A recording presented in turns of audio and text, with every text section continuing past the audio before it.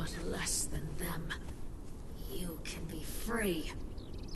You do not have to believe their lies. I have left these stones for you, my lost and misguided children. I have subverted their sorceries, so that only slaves of the bracelet can hear my message. I am the mother of your race. I am Secret Bearer, God Killer, Witch Queen. I will guide you. I will teach you, and when the time is right, I will free you.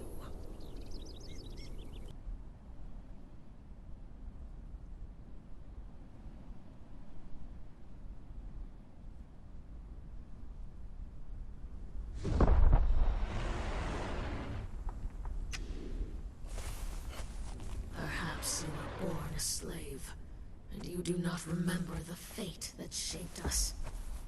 We were a people of the sea, voyagers and traders.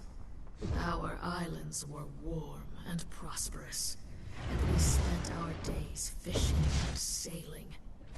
I was an apprentice to the cult of Dagon. But then came the great cataclysm. The world shook, and our islands exploded in fire and chaos. Then, slowly, they began to sink beneath the waves.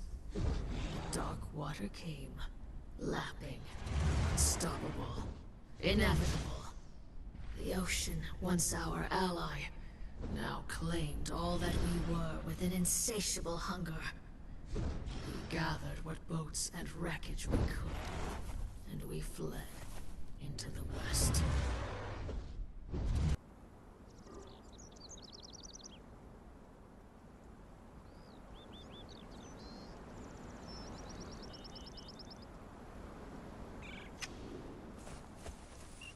The trials of the journey were long, and our people grew weary.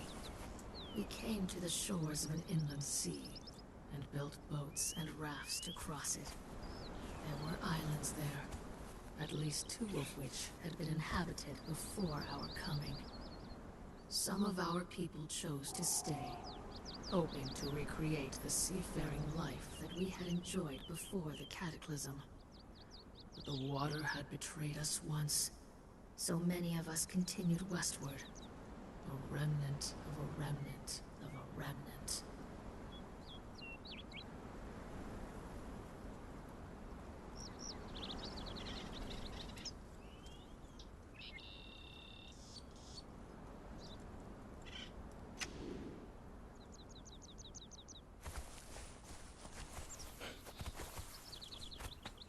And so we came at last to this kingdom.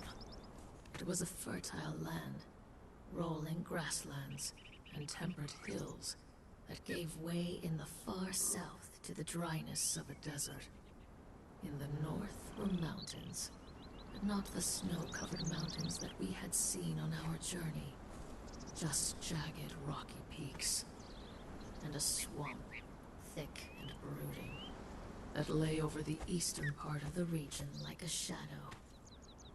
But it was clear that this land was inhabited. Carved blocks of mighty stone covered the landscape, and a crystal-clear lake in the north was dammed and siphoned along a great aqueduct. And the city, such engineering was beyond humankind. I saw the great monuments, the statues brooding over the river, and the towers that flamed unnaturally across the landscape. And I confess, I felt fear.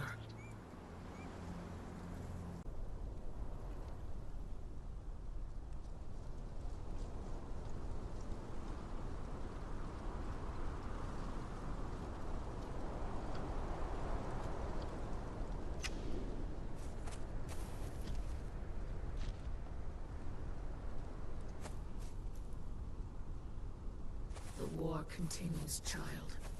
I cannot say when it will end. You may not remember us. You may not have been born among us. But I urge you to join us. Resist. sabotage the Giant Kings and their works. We are coming for you.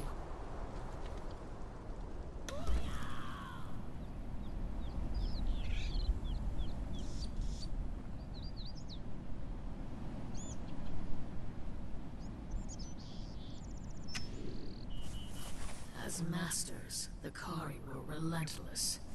For you, child, I do not need to detail the brutality of existence under the Kari. You live a similar fate today, under the yoke of your masters. Needless to say, there were those of us who were versed in lore that was alien to the Kari. Our island civilization was far more advanced than theirs.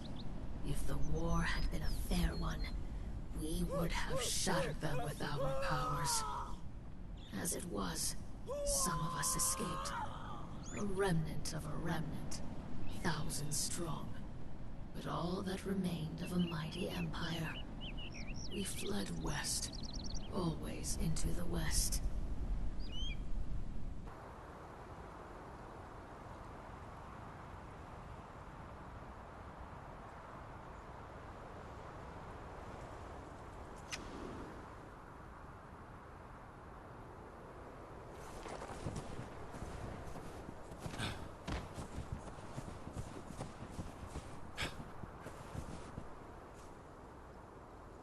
In the beginning, our friendship with the Giant Kings bore great fruit. We traded with them knowledge, food, baubles, and both peoples prospered. But the Giant Kings became alarmed, I suspect, at the rate at which we gave birth. Theirs was a people who took centuries to reach childbearing age, and they remained few in number, whereas we spread across our new lands and began to encroach upon theirs. In order to avoid this fate, I began sending scouting parties far to the north, outside of the borders of the Giant King's kingdom. They were to find fertile lands that would not encroach upon the territory of our hosts. Instead, we discovered something dark.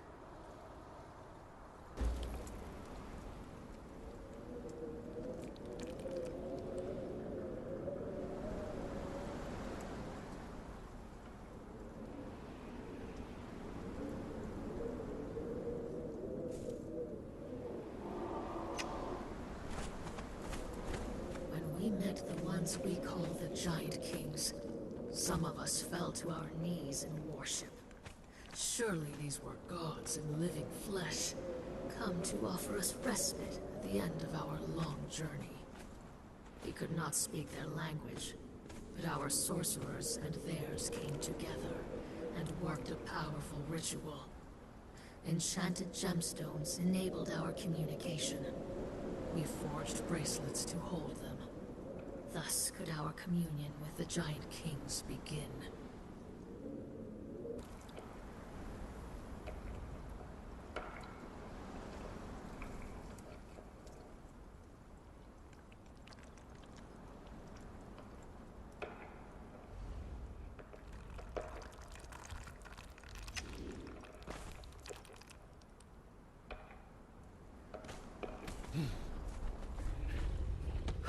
There were mistakes in this stumbling, fumbling relationship. Our allies had little contact with humans, and our impatience as a people meant nothing to creatures with such long lives. To us, they were painstakingly slow to deliberate and make decisions. To them, we were like children who rushed forward without thinking. Still, there was progress. They had agreed that we could settle the swampy lands on their eastern borders. For them, the land had little value. But to those of us who remembered our seafaring roots, it gave us a chance to be close to the water once again. And, given time, we would be able to call upon Dagon once again.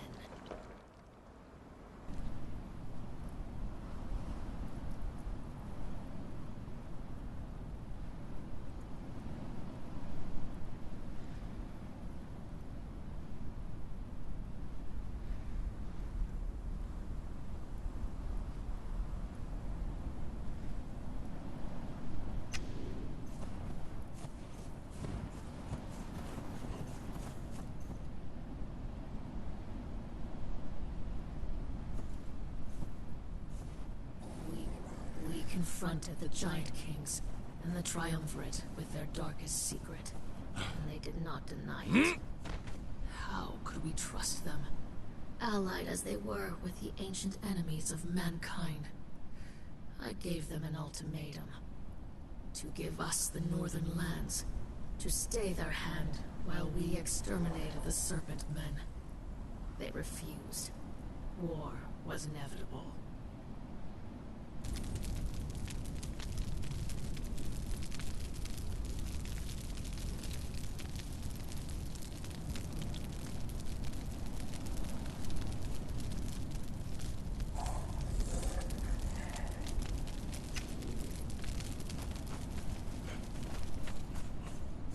In wartime, there is enough blame. Who struck the first blow? I cannot say. They enslaved you, twisting the bracelets to their corrupted ways. We retaliated by destroying their aqueduct. We established an outpost, Zula, in the north, to watch the Serpent Men and prevent them from joining with their allies. And I began to formulate a powerful sorcery to ensure the safety of our people.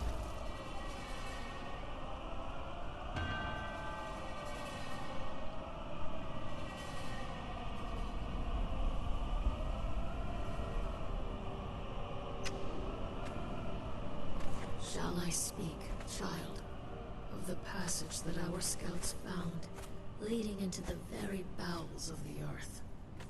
Dare I speak of the fantastic city that they found there? Broad squares with twisted temples to the blasphemous elder gods, who were before mankind, and will be ever after. No, I need not speak of these things to strike true dread into your heart, child. I need only tell you of the creatures that dwelt in the city. Beings that lived only in story, and the primal fears of the human heart. For beneath the earth, we discovered what remained of the Serpent Men of Volusia.